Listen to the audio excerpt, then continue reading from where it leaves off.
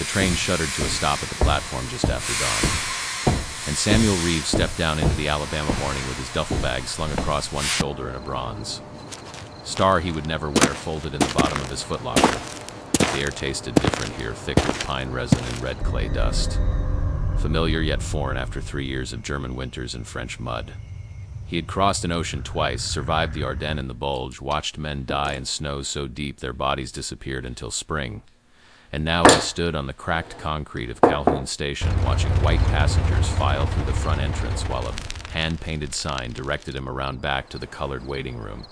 Behind him, 3 other men emerged from the same car. Thomas Wade, who had driven a supply truck through the bocage and still flinched at backfiring engines. Marcus Cole, a medic who had held intestines inside torn bellies under mortar fire and never learned to stop his hands from shaking afterward. And James Carter, who rarely spoke anymore, but whose eyes tracked movement with the intensity of someone who had spent too many nights on watch in hostile territory.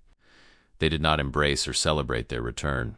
They simply nodded to one another and moved toward the colored entrance without discussion, because this was the world they had left and the world that awaited them, unchanged despite everything they had changed in themselves. Samuel's mother met him at the edge of the platform, smaller than he remembered, her face creased with new lines that had not been there when he left. She touched his face with trembling fingers as if confirming he was real, and he saw in her eyes the fear that had lived there for 3 years. Fear that had written letters to God every night in the kitchen by lamplight. They walked together through streets he had known since childhood, past the hardware store that still had the whites-only water fountain, past the diner where he used to shine shoes for nickels, past the courthouse with its Confederate monument presiding over the square like a stone sentinel of an order that had never truly surrendered. His younger sister stood in the doorway of their house, 17 now, and beautiful in a way that made him uneasy because he had seen what men did in war and knew that evil wore many uniforms. His father sat in the kitchen, older and grayer, hands folded on the table in that particular stillness that black men in the South learned early. The stillness that said, "I am not a threat. I am invisible. Please let us pass through this moment unharmed." Samuel saw the relief in his father's face, but also something else, a warning, a caution, a silent plea that his son remember where he was and what the rules were and how easily a black man could disappear into the night and be found days later in a river or not found at all. The first weeks passed in a careful routine.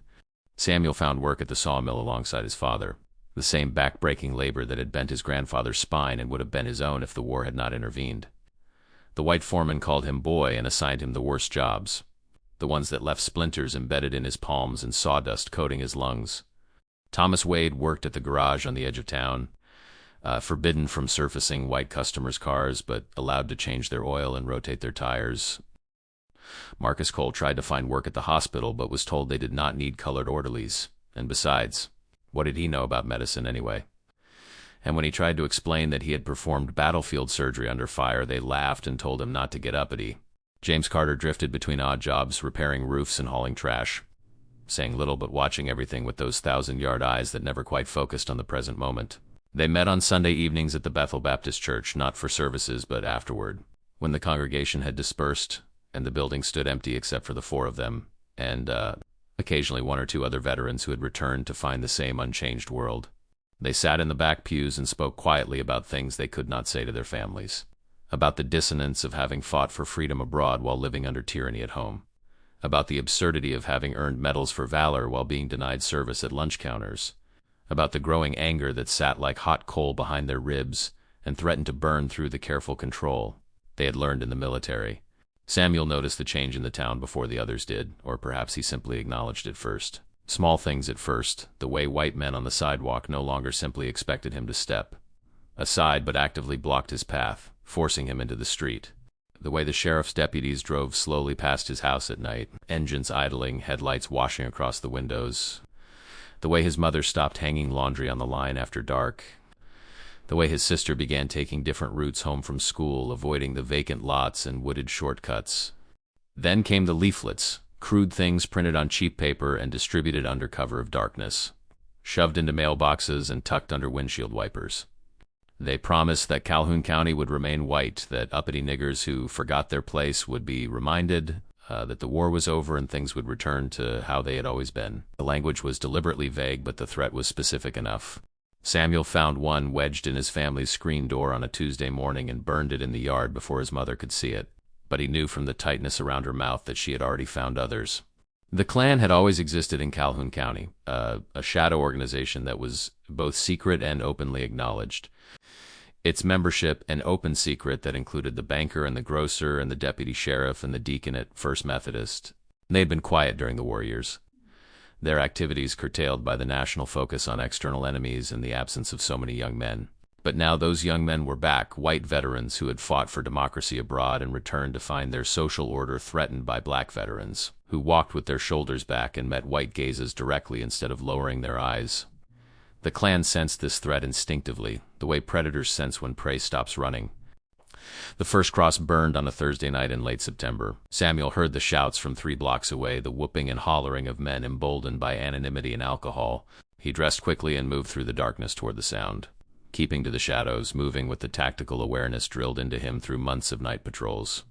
By the time he reached the intersection near the church, the cross was fully ablaze, casting wild shadows across the street while a dozen hooded figures stood in a loose circle around it. They'd burned the cross on the lawn of Reverend Marsh, whose only crime had been preaching that black men who had fought for their country deserved dignity and respect. Samuel watched from the darkness as the hooded men loaded back into their trucks, counted 4 vehicles, memorized license plates even though he knew it would not matter because the sheriff would never investigate. He watched them drive away, heard their engines fade into the distance, and only then did he emerge to help Reverend Marsh and a handful of others extinguish the burning cross. The Reverend's wife stood on the porch weeping silently, and his children peered from behind curtains with wide, frightened eyes. And Samuel felt something harden inside himself that had been softening since his return home. He found Thomas Wade the next day at the garage and Marcus Cole at his mother's house and James Carter sitting on the steps of the abandoned schoolhouse where they used to play as children. He did not say much at first, just asked if they had seen the cross, and when they nodded, he asked a different question. Are we going to let them burn our community down while we watch? The question hung in the air between them, heavy with implications, and he saw in their faces the same calculation he was making, the weighing of survival against dignity, of caution against conviction, of the trained soldier against the subjugated citizen. They began meeting regularly, quietly, in the woods behind Carter's family property where the trees grew dense and voices did not carry. At first they only talked, sharing observations about the Klan's patterns, the routes their trucks took through the colored section of town, the houses they targeted, the nights they preferred. Samuel had served as a squad leader in the infantry, and the others deferred to his military experience. But they each brought their own expertise. Wade knew vehicles and could identify trucks by their engine sounds. Cole had a medic's attention to detail and planning. Carter had an uncanny ability to remain unseen and could move through the night like smoke. They were not the only veterans organizing. In the barber shop and at the sawmill and in quiet conversations on church steps, word spread that men who had fought in Europe and the Pacific were no longer willing to accept the old order without question. Some talked boldly about confronting the Klan directly, about armed resistance, about making the county too dangerous for night riders. But Samuel and his group understood that bold talk meant nothing without discipline, that untrained anger would only bring reprisals, that any resistance had to be strategic and measured, or it would be crushed and used to justify even greater violence. They started with reconnaissance, a military term that felt appropriate for what they were doing. They mapped the county roads and identified observation posts where a man could watch the main routes into the colored section of town. They noted which white men were rumored to be Klan members and where they lived and worked. They tracked the patrol patterns of sheriff's deputies and learned which ones could be relied upon to look the other way if trouble started, and which ones would eagerly participate. They gathered intelligence the way they had been trained, methodically and without drama, building a picture of their operational environment. The weapons came next, though not in the way that might be imagined.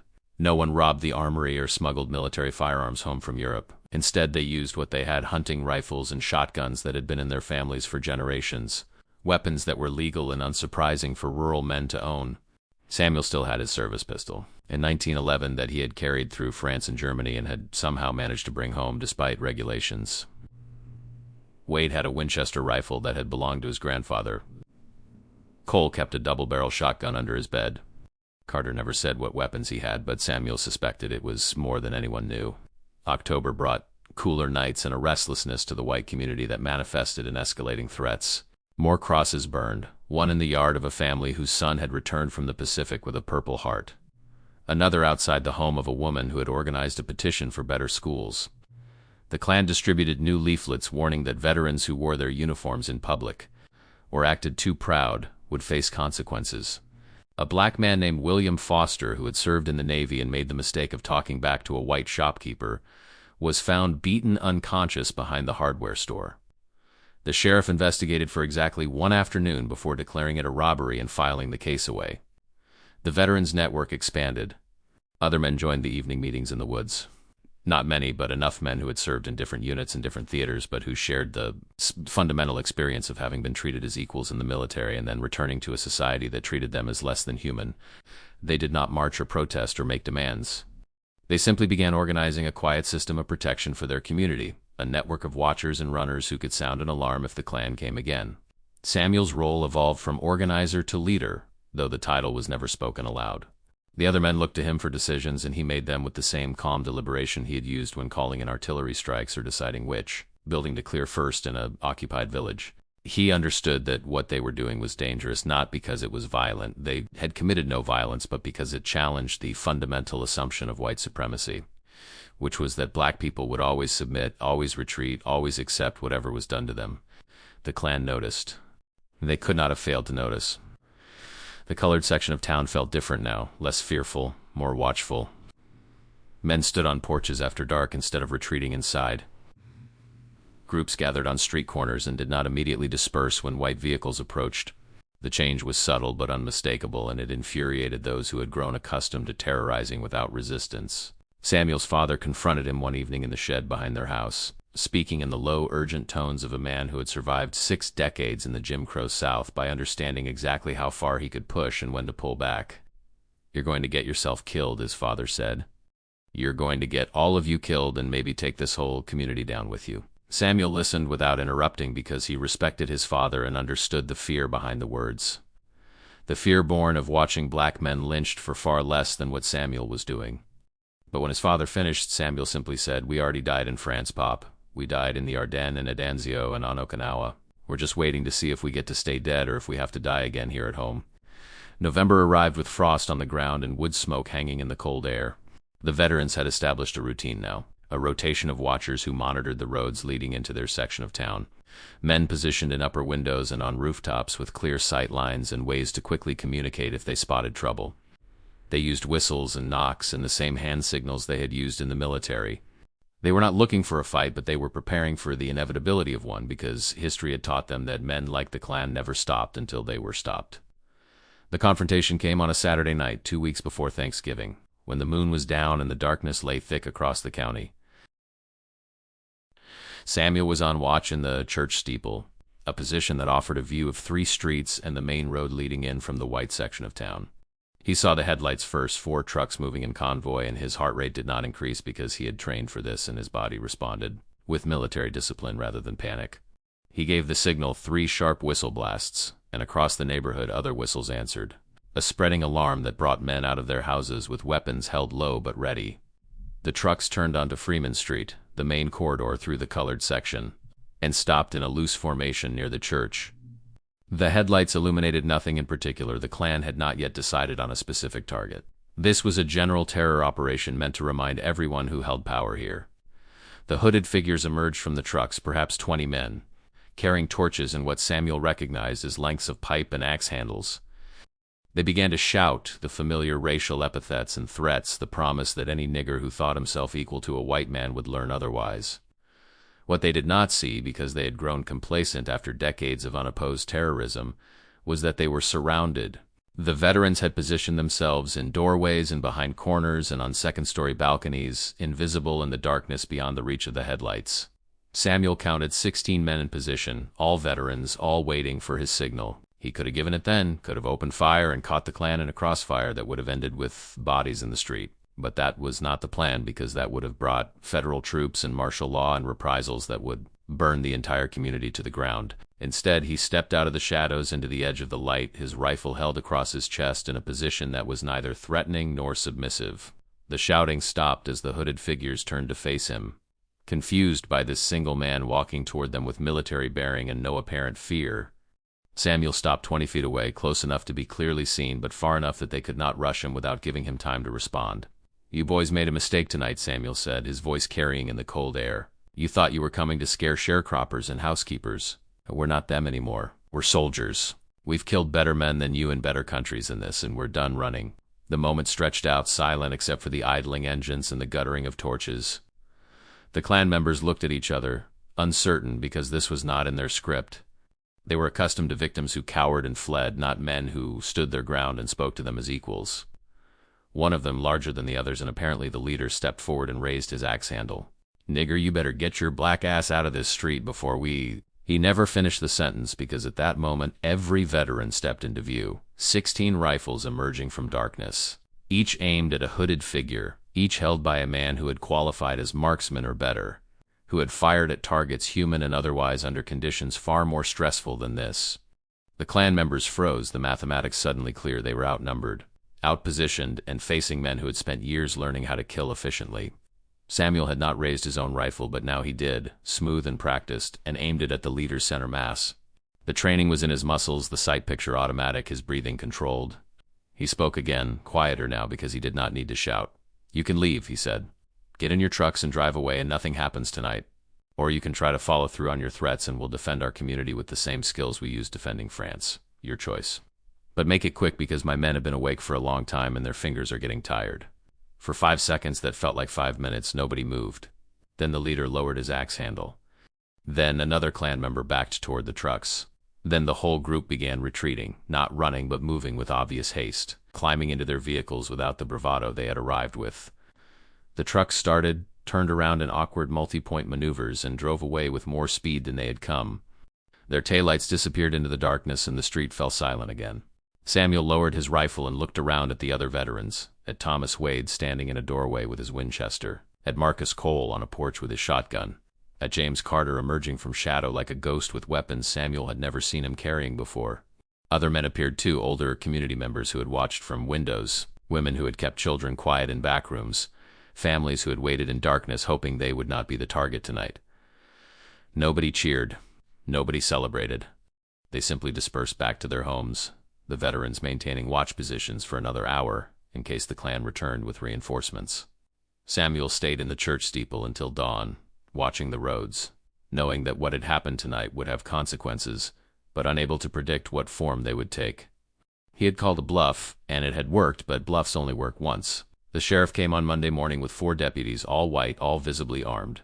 They went house to house through the colored section asking questions about the disturbance Saturday night, collecting names, making notes.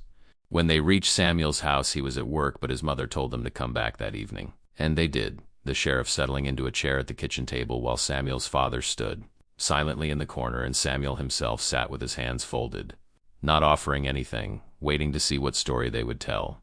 "We heard there was some trouble Saturday night," the sheriff said. "Heard that some of you boys pulled guns on some upstanding citizens who were just driving through town. That's a serious crime. Could be prosecuted as assault, maybe attempted murder, depending on how the DA wants to handle it." Samuel said nothing for a long moment, knowing that this was theater, that the sheriff knew exactly what had happened and why. Finally he spoke, keeping his voice level and respectful because disrespect alone could get him killed. "Sheriff, some men in hoods came into our neighborhood with weapons and torches threatening to burn houses and hurt people. And we simply stood outside our homes with legal firearms and observed them until they decided to leave. I didn't see any upstanding citizens. I saw terrorists. And I saw them leave without harming anyone, which seems like a good outcome for everybody." The sheriff's face tightened. "You and your friends need to understand something," he said. "The war's over. You're not in Europe anymore. This is Alabama, and things work a certain way here, and they're going to keep working that way no matter how many medals you've won. You keep acting like you're still soldiers, and you're going to find out what happens to soldiers who forget which army they're fighting for." Samuel met the sheriff's gaze directly, seeing in it the same hostile authority he had encountered in German officers and French collaborators, and all the petty tyrants who believed that power came from intimidation rather than legitimacy. "We remember which country we fought for," he said. "We just wish it remembered us." The sheriff stood, the chair scraping loudly against the floor. "I'm going to give you boys some advice, and you better take it. Next time something like Saturday happens, we won't be asking polite questions. We'll be making arrests. And once you're in custody, well, accidents happen. Men fall downstairs. Men hang themselves in cells. You understand what I'm telling you?" Samuel understood perfectly. But he also understood that they had crossed a threshold Saturday night, that the old order of total submission was over, that even if they died for it, they had proven something important, that black men who had defeated the Nazis would not bow to the Klan. So he simply nodded and said, "We understand, Sheriff. We understand everything." The sheriff left, and Samuel sat in the kitchen with his father, neither speaking for a long time. Finally, his father said, "They're going to kill you. Maybe not tomorrow, but soon. They can't let this stand." And Samuel replied, "Maybe so, but at least we stood." The veterans met that night and made a decision. They would not back down, but they would also not escalate. They would maintain their watch network, but keep it quiet. They would go about their lives as normally as possible while remaining prepared for the Klan's return. Some argued for leaving, for moving north where at least the racism was less violent, but Samuel and most others refused. This was their home, their community, built by grandparents who had survived slavery and parents who had survived Jim Crow. They would not abandon it to terrorists. The weeks that followed were tense. A Cold War played out in a small southern town. The Klan did not return en masse, but there were smaller incidents. A rock through a window here, threatening phone calls there, deputies following veterans to and from work. The white community largely pretended nothing had happened, though the black community knew otherwise. They knew that something fundamental had shifted, that the presumption of total white dominance had been challenged, even if not defeated. Samuel continued working at the sawmill and attending the veterans' meetings and watching over his community. His sister graduated from high school that December, and he attended the ceremony at the colored school, sitting in the back row with Thomas Wade and Marcus Cole. All of them hyper-aware of their surroundings, all of them calculating fields of fire out of habit. His sister gave a valedictorian speech about hope and perseverance in the future, and Samuel felt the weight of it, the responsibility of ensuring there would be a future for her and others like her. Christmas came and went quietly. The new year arrived without celebration.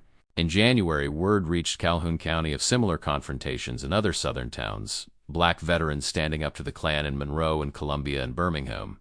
The movement was not coordinated, but it was parallel, men who had fought abroad bringing military discipline to the fight at home. Some were killed for it. Some simply disappeared. But some survived, and in surviving created space for others to stand. Samuel never knew if what they did mattered in the grand scheme of history. The laws did not change overnight. The lunch counters remained segregated. His sister still had to use the colored entrance at the train station.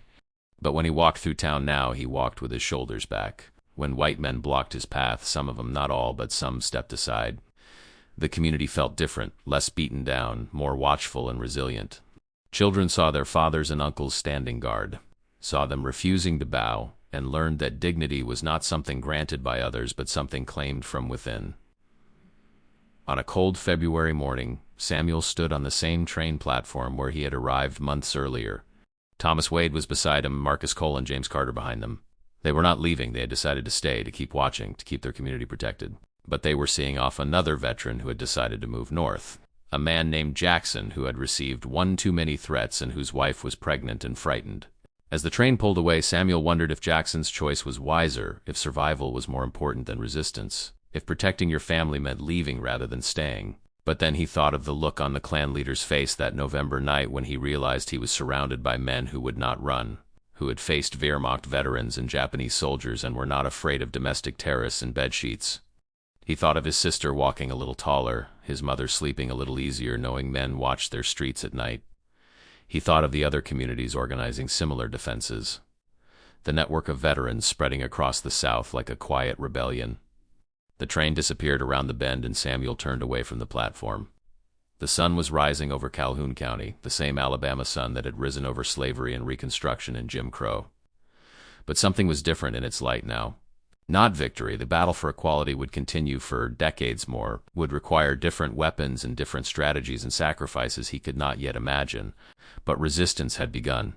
Organized and disciplined resistance by men who had seen what freedom looked like abroad and refused to live without it at home.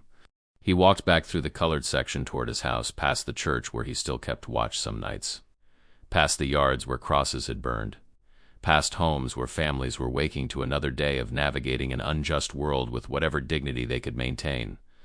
Other veterans nodded to him as he passed, a silent acknowledgement between soldiers who had fought one war and now found themselves engaged in another, longer and in many ways harder, but necessary and unavoidable.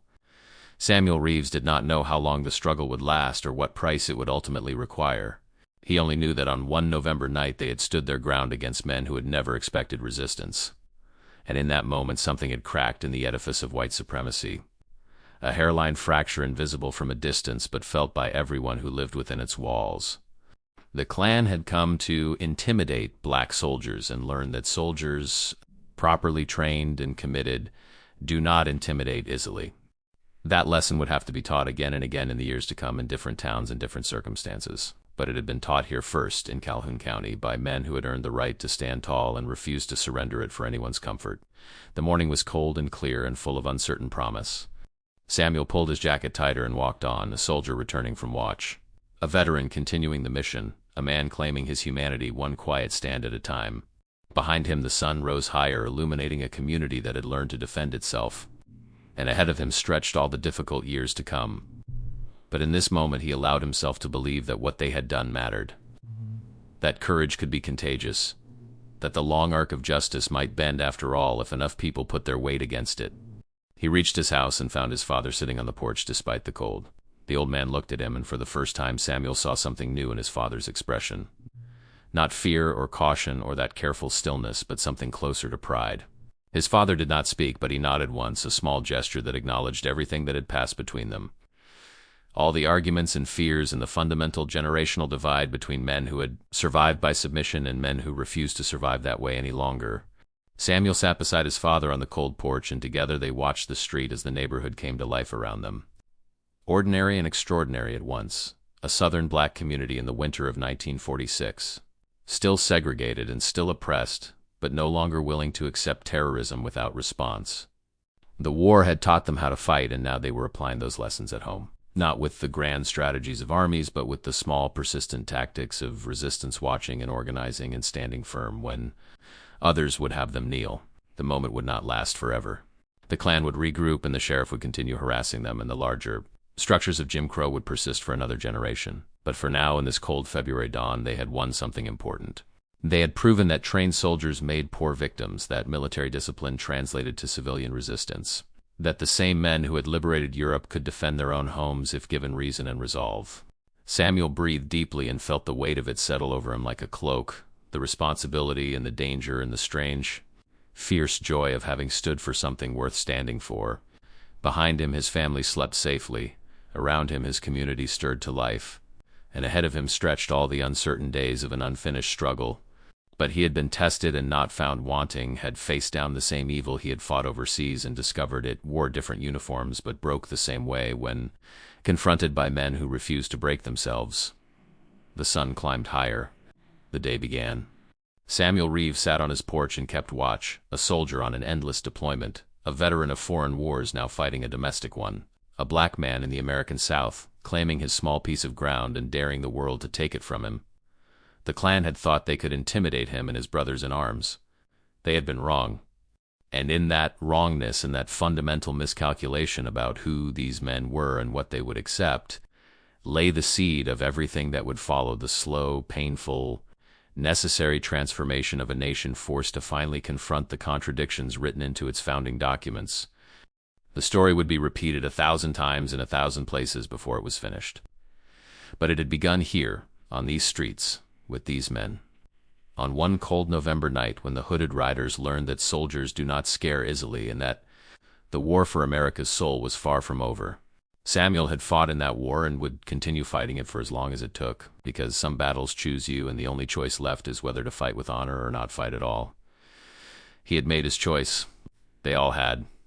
And whatever came next, they would face it the same way they had faced everything else together, armed, awake, and unafraid.